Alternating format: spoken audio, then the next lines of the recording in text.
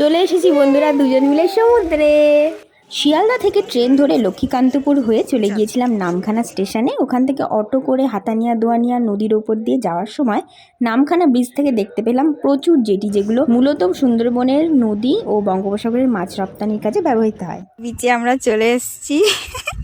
এখন ভাটার টাইম, বেশি জল নেই, কিন্তু এখানে একটা ছোট্ট নদী টাইপের বয়ে যাচ্ছে। নদী মোটেই না, এগুলো সমুদ্র আসলে সব মিশে যাবে। বাট এটা পার করে আমাদের ওই উঁচু জায়গাটায় গেলে তারপরে সমুদ্রটা দেখতে পাবো।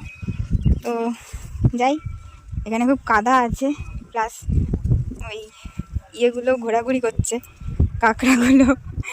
তা আমরা যাচ্ছি, গিয়ে আবার দেখাবো। চলে এসেছি একদম সমুদ্রের ধারে। এটা হলো বকখালি সি বিচ। হোটেলে চেক ইন করে ব্যাগপত্র রেখে প্রথমেই চলে এসেছি সমুদ্র দেখতে। এরপরে যাব আমরা খেতে, কারণ আমাদের সকাল থেকে কিছুই খাওয়া দাওয়া হয়নি। এখন প্রায় বিকেল হয়ে গেছে। পার্ট 2-তে আরো গল্প করব। টাটা।